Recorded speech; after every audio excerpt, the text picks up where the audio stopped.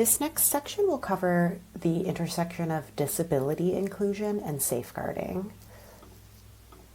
So we have learned in the introduction to gender equity and inclusion about the different barriers and experiences of people with disabilities.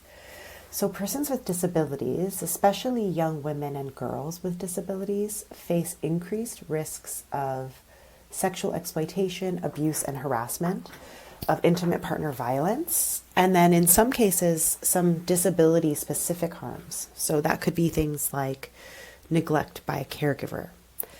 They might also, at the same time, face increased barriers to accessing our reporting channels or to receiving support that treats them with dignity and respect, and receiving referrals to care and support services that are inclusive and that are accessible to their needs.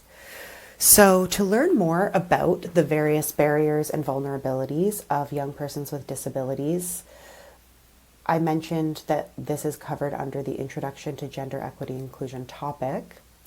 I'd also like learners to read these two short guidelines around working on safeguarding people with disabilities.